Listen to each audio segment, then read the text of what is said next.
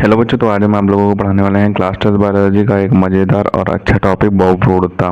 तो ये जो टॉपिक है लॉन्ग आंसर में आपका कभी कभी पूछा जाता है, 3 नंबर या 5 नंबर में पूछा जाता है। तो उसमें आपका इसके प्रकार पूछ दिया जाता है और इसके जो उपयोग होते हैं वो पूछ दिया जाता है, यानी कि बहुरूढ़ता के कितने प्रकार होते हैं और इसके उपयोग भी लिखिए, इस तरीके से क्वेश्चन पूछ दिया जाता है।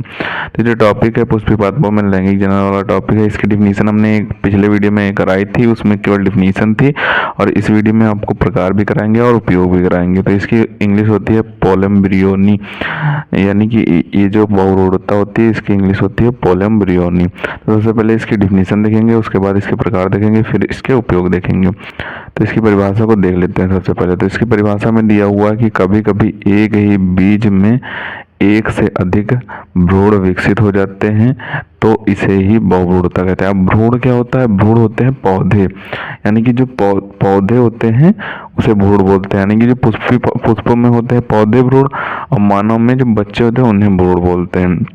तो एक बीज में कई सारे पौधे जब उग जाए तो उसे ही बहुरूढ़ता कहते हैं। तो बहुरूढ़ता की खोज सन 1719 में ल्यूवेनहाग ने संतरों के पौधोत्पाद पर की थी, यानी कि संतरों के बीज थे उस पे ल्यूवेनहाग ने बहुरूढ़ता की खोज 1719 ईस्वी में की थी। अब एक दूसरे भी वैज्ञानिक थे सनाफ। तो सनाफ ने बहुरूढ़ता के प्रकार के बारे में बताया था। तो सनाफ 1929 के अनुसार बहुरूढ़ता 2 प्रकार की होती है, यानी कि जो बहुरूढ़ता होती है उसके प्रकार को सनाफ नामक वैज्ञानिक ने 1929 ईस्वी में बताया था। अब कौन कौन सी होती है? एक वास्तविक बहुरूढ़ता होती है और दूसरी होती है कूट बहुरूढ़ता। तो सबसे पहले वास्तविक बहुरूढ़ता देख लेते हैं।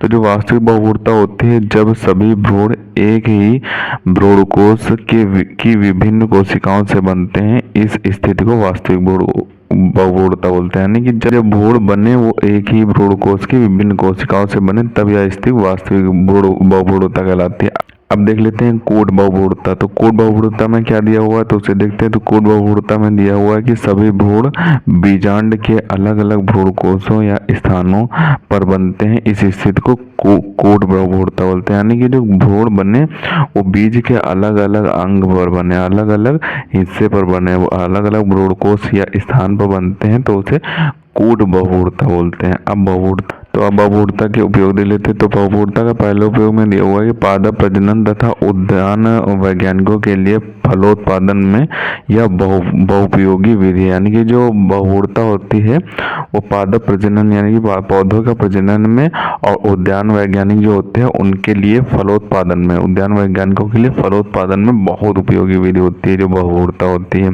अब दूसरा पॉइंट यहाँ पे दिया हुआ है कि इनसे प्राप्त नवोद्भिद जनक पादप के समान होते हैं, ये कायिक प्रजनन में समान ही उपयोगी होते हैं। यानी कि जो बहुरूढ़ता से प्राप्त नवोद्भिद होते हैं वो जनक पादप, यानी कि जो जनक पादप होगा उसके समान ही दिखते हैं, और ये कायिक प्रजनन में समान ही उपयोगी होते हैं। कायिक प्रजनन में जो बहुरूढ़ता है ये समान रूप से उपयोगी होती है। अब तीसरा पॉइंट यहाँ पे दिया हुआ है कि ये सामान्यतः रोग मुक्त होते हैं, यानी कि बहुरूढ़ता से प्राप्त जो पौधे होते हैं वो रोग मुक्त होते हैं, यानी कि बहुरूढ़ता से जो प्राप्त होंगे पौधे वो रोग मुक्त होंगे, यानी कि उसमें कई सारे रोगों से लड़ने की क्षमता होती है।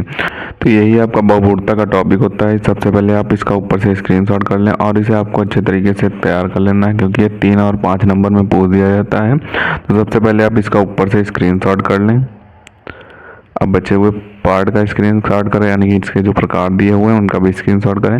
प्रकार आपसे सिंपल तरीके से पूछ सकता है, यानी कि बहुरूढ़ता के प्रकार लिखे तो आपको डिफिनीशन नहीं लिखनी होगी, केवल प्रकार लिख देंगे तो आपको अच्छे नंबर मिल जाएंगे। अब इसके आप उपयोगों का भी स्क्रीनशॉट कर लें। तो उपयोगों को भी आपको लिखना हो सकता है, अगर 5 नंबर में क्वेश्चन पूछा जाता है तो उपयोग भी लिख लें, तो इसे आप अच्छे तरीके से तैयार कर लें। इंपॉर्टेंट क्वेश्चन हो जाता है क्योंकि ये कई बार एग्जाम में पूछा जा चुका है, इस बार भी इसके आने के चांसेस हैं। तो मिलते हैं किसी नए वीडियो में नए टॉपिक के साथ, तब तक के लिए धन्यवाद। और अगर अभी तक आपने हमारे चैनल को सब्सक्राइब नहीं किया तो सब्सक्राइब जरूर कर लें, क्योंकि हम इसी तरीके से क्लास 12 से रिलेटेड इंपॉर्टेंट टॉपिक पर वीडियो डालते रहते हैं।